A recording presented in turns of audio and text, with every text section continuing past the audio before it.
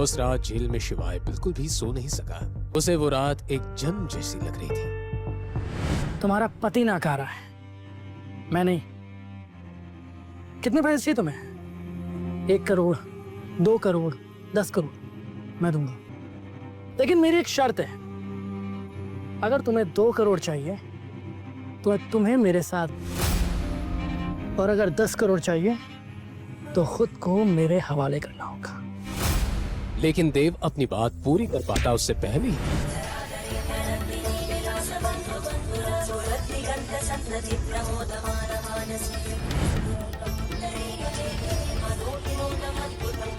All are mad, निकालो उसको बाहर।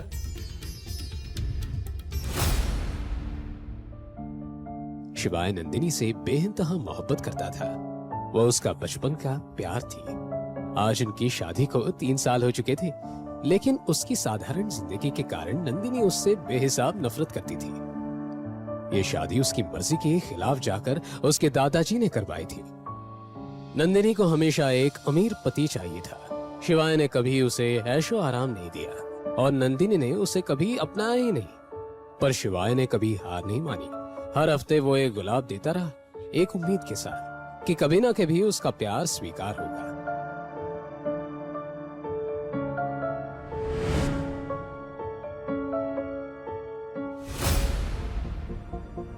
Hi Nandini. Oh, hi Riya. Wow, you are looking so pretty. Thank you. Jewellery पहनना भूल गई क्या? ओह सॉरी, तेरा पति तो तुझे चप्पल भी नहीं दिला सकता, तो ज्वेलरी तो बहुत दूर की बात है। खैर देख, मेरे पति ने कल ही मुझे 3 करोड़ का नेकलेस दिया है। सही लग रहा है ना? Very nice. Yeah.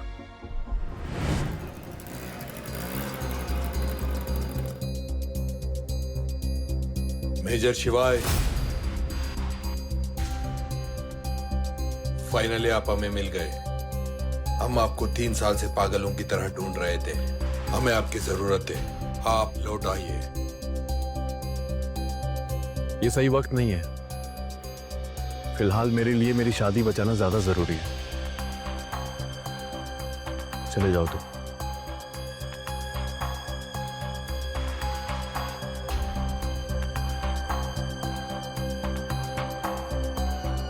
ये देखो तो कौन आया, नंदिनी का पति। यार जो भी बोलो, इसके हैंडसम लुक्स और इंटेंस आंखों का जाल, seriously too hot to handle. Hotness का अचार डालेगी क्या? शक्ल देख के वर्ल्ड टूर नहीं होता है, उसके लिए जेब भी गर्म होनी चाहिए, जो इसकी है नहीं।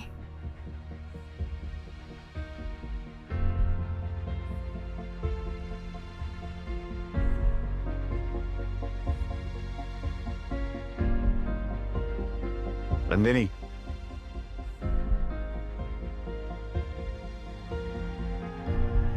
नंदिनी, मुझे तुमसे जरूरी बात करनी है, प्लीज। यार छोड़ो मेरा। तुम यहाँ क्या कर रहे हो? हाँ? नंदिनी, साइड में चल के बात करते हैं ना। मुझे तुम्हें अपने बारे में सब कुछ बताना है, प्लीज मेरे साथ चलो। क्या बताना चाहते हो तुम?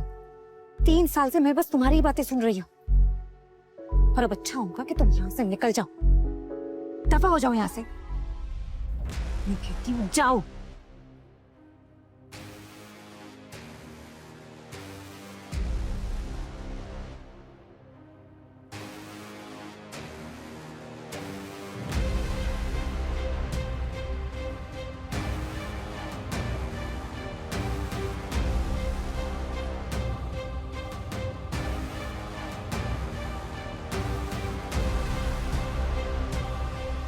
नंदिनी,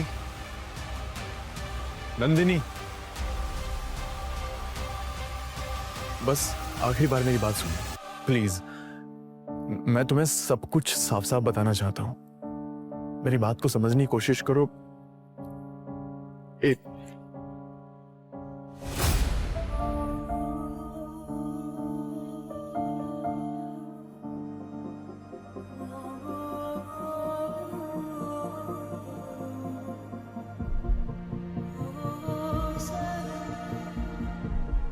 ये देख रहे हो तुम?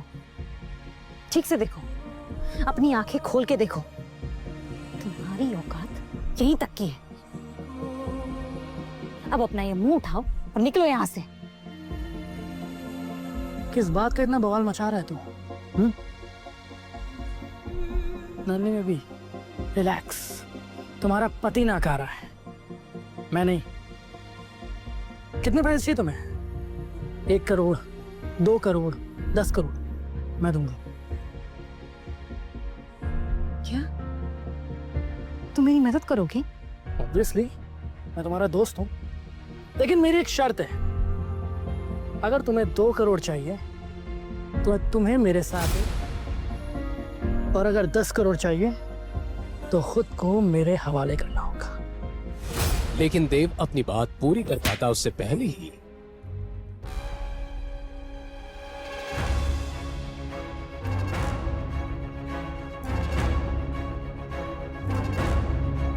बेवकूफ आदमी, ये क्या किया तुमने? वो बेचारा मेरी मदद कर रहा था और तुम अभी के अभी माफी मांगो उससे। मेरी चप्पल भी उससे माफी नहीं मांगेगी। और तुम चलो मेरे साथ, चलो।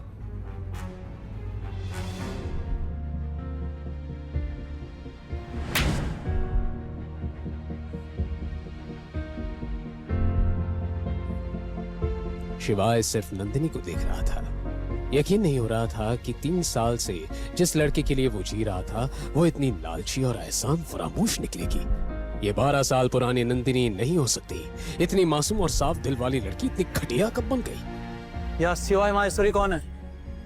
मैं हूं शिवाय।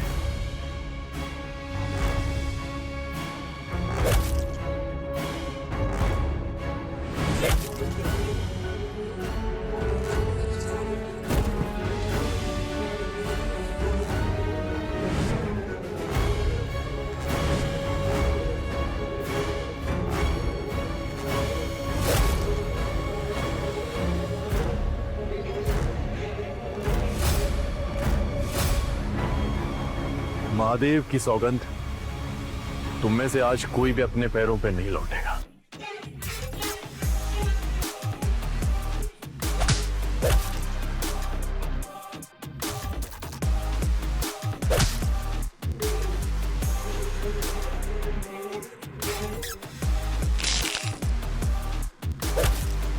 एक साथ बॉडीगार्ड्स को मारना मजाक नहीं था। सबको लगा शिवाय पागल हो गया है। 30 सेकंड के अंदर शिवाय ने सबको जमीन पर पटक दिया। थोड़ी चोट उसको भी आई, पर वो फौलाद की तरह खड़ा था। देव की बुलाई हुई पुलिस आ गई। नंदिनी कुछ कह पाती उससे पहले पुलिस शिवाय को उसके घुटनों पर ले आई। उसकी पूरी दुनिया आज उजड़ चुकी थी। उसके बचपन के प्यार ने उसका दिल, यकीन और गुरूर सब तोड़ कर रख दिया था। उसके जहन में एक ही सवाल गूंज रहा था, क्या ये वही नंदिनी थी जिससे वो 12 साल से प्यार करता था? आज पहली बार नंदिनी ने शिवाय को अपने ही नजरों में गिरा दिया था। क्या यही होता है एक तरफे प्यार का अंजाम? अब किसे चुनेगा शिवाय, खुद को या अपने सालों पुराने प्यार नंदिनी को? और क्या वो इस जेल की काल कोठरी से निकल पाएगा? जानने के लिए सुनिए अगला एपिसोड सिर्फ पॉकेट एफएम पर।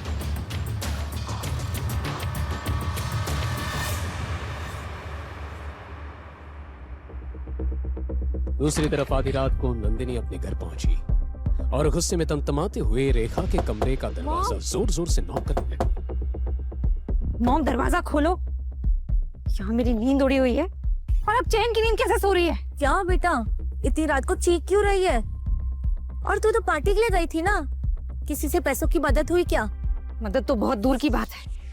मुझे उस निकम्मे पति ने वहां सबके सामने तमाशा कर दिया और अब कोई भी मेरी मदद नहीं करना चाहता। सबके सब मुंह मोड़ के चले गए।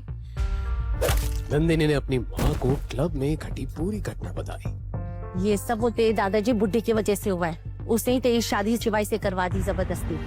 अगर उस वक्त मैं रोक लेती ना, तब ये नौबत नहीं आती। मोहम, बस बहुत हो चुका। मैं उस शिवाय के साथ एक छत के नीचे नहीं रह सकती। मुझे उससे डिवोर्स चाहिए। पर बेटा, कैसे देंगे डिवोर्स? तुझे याद है वो बुड्ढे की अग्रीमेंट?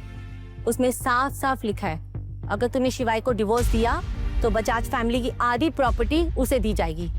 और वो नाकारा शिवाय ये तो चाहता है कि उसकी खाली जेब भर जाए हमारे पैसों से। नहीं मोम, यही सही मौका है। मैं जानती हूँ कि मैं क्या कर रही हूँ। आप बस मुझ पे भरोसा रखिए। ये कहकर नंदिनी के चेहरे पर एक बेहद शातिर मुस्कान आ गई। शिवाय अपने प्यार और अपने आत्मसम्मान के बीच उलझा था। उसके मन में 12 साल पहले वाला वाकया बार बार घूम रहा था। नंदिनी उसके बचपन का प्यार हो ही नहीं सकती। वो उस भयंकर काली रात में किए गए वादे को कैसे भूल गई? और यही सोचते हुए उस बचपन वाली लड़की का मासूम चेहरा, प्यारी गहरी आंखें, मीठी आवाज सब एक एक करके शिवाय के सामने आने लगा।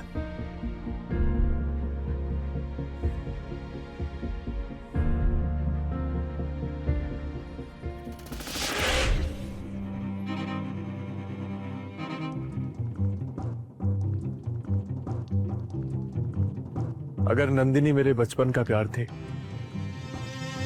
तो मैं उसे जाने कैसे दे सकता हूं? घुट घुट के तो मैं फिर भी जी सकता हूं, लेकिन नंदिनी के बिना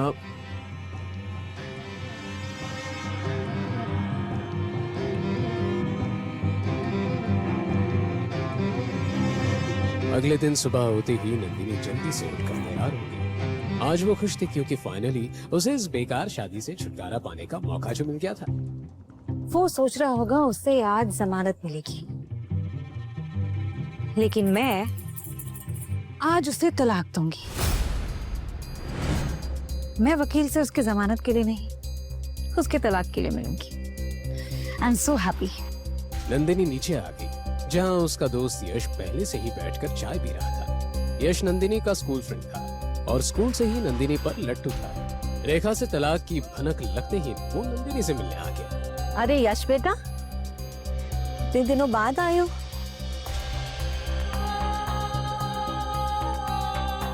क्यों नंदिनी आई? हे। और आजकल क्या कर रहे हो? इतनी महंगी गाड़ी खरीदी? जी आंटी, एक्चुअली मुझे प्रमोशन मिल चुका। फिलहाल 5 करोड़ का पैकेज है मेरा। वाह। जी। बेटा तुम कितने जिम्मेदार और काबिल हो। और ये शिवाय हमारे परिवार के लिए कलंक है। तुम्हें एक सच बात बताऊं, आज तक नंदिनी और शिवाय एक बिस्तर पे सोए भी नहीं है। क्या बात कर रहे हो?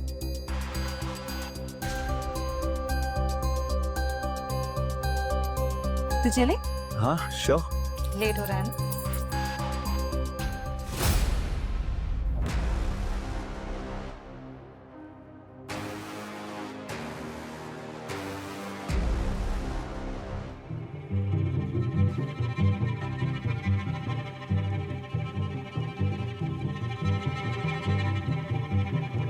देव साहब कैसे याद किए इस मामूली इंस्पेक्टर को? इंस्पेक्टर साहब, आपसे एक छोटा सा काम था।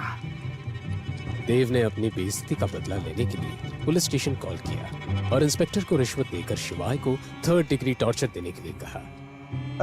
1 मिनट पाटिल, वो जो 3 नंबर वाले में हीरो है ना, उसके कपड़े उतार। उसकी आज गर्मी है ना, मैं निकालूंगा। हाँ देव साहब, काम हो जाएगा।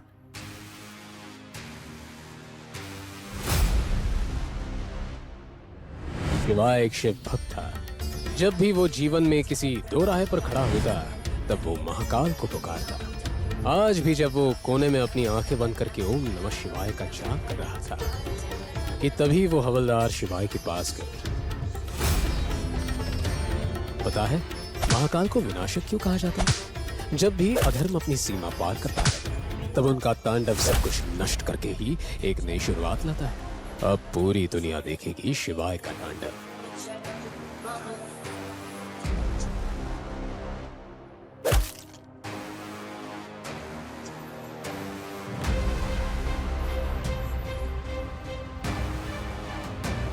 तभी इंस्पेक्टर के साथ 2 और हवलदार वहां आए और शिवाय को लाठियों से मारने लगे।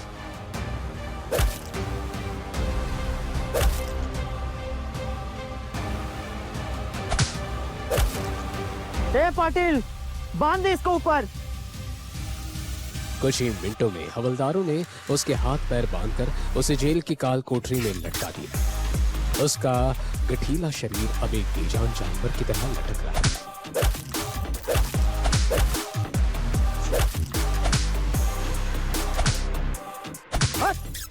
मार पाटिल।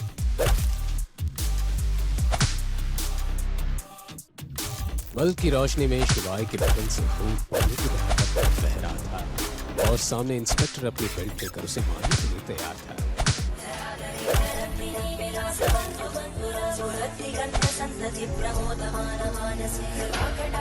हवलदारों की इस हरकत को देखकर शिवाय एकदम शांत हो गया, पर ये एक बड़े तूफान के पहले वाली शांति थी। अचानक आजाद नगर पुलिस स्टेशन का माहौल बदल गया। तभी एक एसयूवी कार पुलिस स्टेशन के सामने आकर खड़ी हो गई।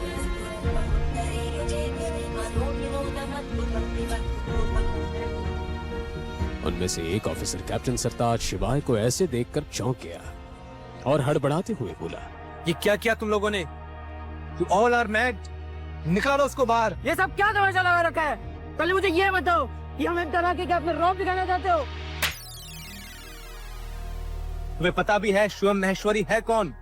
आज से 3 साल पहले इस शहर को बचाने वाले मसीहा है वो। एक साथ 735 आतंकियों को मारने वाला योद्धा है वो, और इंडिया के सबसे बड़े सीक्रेट एजेंसी का चीफ है वो मेजर शिवा है। सुनो इंस्पेक्टर, ये बात अपने तक ही रखना। ये नाम सुनते ही दोनों इंस्पेक्टर को दिन में तारे दिखने लगे। इतने बड़े अधिकारी को उसने पिछली एक रात से जेल में रखा हुआ था और उनकी ऐसी हालत का जिम्मेदार वो था। अब इंस्पेक्टर को अपनी नौकरी जाने का फैसला था।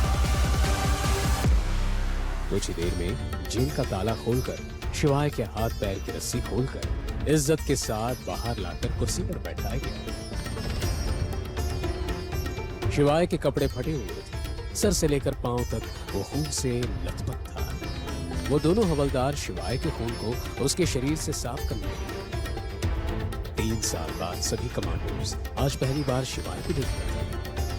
सर, हमने आपको कहाँ नहीं ढूंढा और आप यहाँ थे। हमें कल पता चला आप इस हालत में हैं, इसलिए मैं पूरी बटालियन को लेकर यहाँ आया हूँ आपको लेने। आई एम सॉरी सर, हम लेट। नहीं कैप्टन, तुम एकदम वक्त पे आए हो। अभी हमें यहाँ से निकलना चाहिए। मुझे बजाज मेंशन ड्रॉप कर दो। इतना सब होने के बाद भी शिवाय नंदिनी के बारे में ही सोच रहा था। उसकी आंखों में कल रात की लगाई नंदिनी की आग दहक रही थी। शिवाय को वो आग बुझानी थी जो नंदिनी से मिलने के बाद भी बुझ सकती थी। शिवाय ने सबको वहां से वापस जाने का ऑर्डर दिया। Platoon fall back.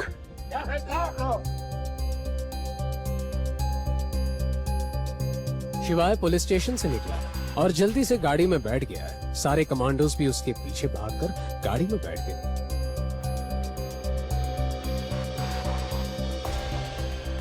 शिवाय के बगल में बैठे कैप्टन सरताज ने पूछा, मेजर, आप पूरी रात जेल में क्यों रहे? आपने हमें फोन क्यों नहीं किया? अपनी कद्र करना कैसे सीखता सरताज? फिर एक रात वहां नहीं बिताता तो। लेकिन अब सब कुछ ठीक हो जाएगा और ये रात मेरे लिए हमेशा यादगार रहेगी।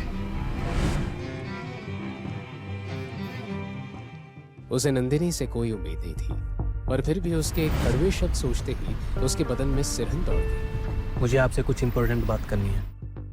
आपको याद होगा मेजर, आज से 5 साल पहले हमने एक समझौता किया था जेएनके में गैर कानूनी मामलों को लेकर, लेकिन अब मिशन पूरा नहीं कर पा रहे हैं। वहाँ के गैर कानूनी संगठनों ने समझौता तोड़ दिया है। वो हम पर कभी भी हमला कर सकते हैं। हमें आपकी जरूरत है मेजर, अब आपको वापस आना होगा। मैं वो 3 साल पहले वाली दुनिया छोड़ चुका हूं Sartaj. Now I am a common man.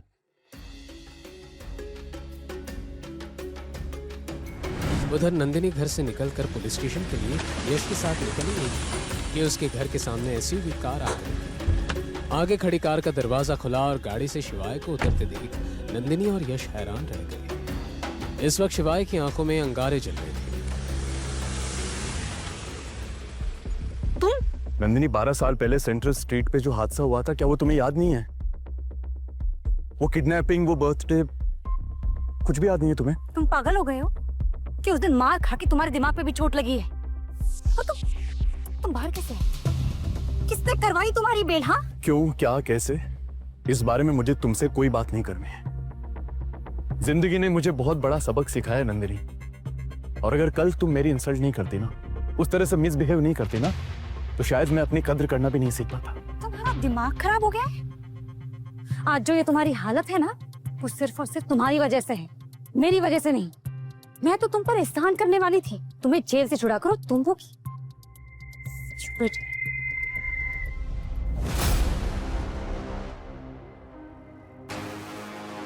मुझे तुमसे तलाक चाहिए नंदिनी, क्योंकि तुम वो लड़की नहीं हो जिससे मैंने प्यार किया था। डिवोर्स की बात सुनते ही सब शॉक रह गए। शिवाय नंदिनी से तलाक चाहता था। नंदिनी की ईगो बुरी तरह हट गई। उसने गुस्से से कहा, क्या कहा तुमने? तुम मुझे तलाक दोगे? मैं तुम्हारी औकात से कई गुना ज्यादा ऊपर हूँ, समझे तुम? और तुम बाहर कैसे आए? तुम्हारी बेल किसने करवाई? बड़े लोग थे वो जो इसे यहाँ तक लेकर आए और इसे घर छोड़ा। ये जरूर उनके पांव पड़ा होगा, वरना ये जेल से बाहर नहीं आ पाता। तुम लोगों को ये आइडिया नहीं है कि अब मैंने अपनी इज्जत करना सीख ली है। मैं रोशनी का वो जर्रा हूं जिसमें महादेव बसते हैं। और ये बात भी सही है, अगर मैं खुद अपनी इज्जत नहीं करूंगा तो ये जमाना मेरी इज्जत क्या करेगा। मेरी हर एक सांस मेरी एक पूजा है, और हर एक कदम एक मिसाल। और अब तुम देखते रहना, बहुत मजा आने वाला है। शिवाय ने ये बात नंदिनी की आंखों में आंखें डाल के कही। क्या शिवाय अपने आत्मसम्मान के लिए पूरी दुनिया से लड़ जाएगा? क्या 12 साल पुराने उस प्यार का अंत आज तलाक से हो जाएगा? या है उस 12 साल के प्यार के पीछे कोई और एक चेहरा? और सबसे बड़ी बात, आखिर शिवाय है कौन? क्यों पड़े हैं आर्मी के मेजर और कमांडोज उसके पीछे? आगे की कहानी जानने के लिए देखिए अगला एपिसोड सिर्फ पॉकेट एफएम के यूट्यूब चैनल पर। और शिवाय एक विनाशक के सारे एपिसोड्स को सुनने के लिए डिस्क्रिप्शन में दी लिंक से डाउनलोड करें पॉकेट एफएम ऐप।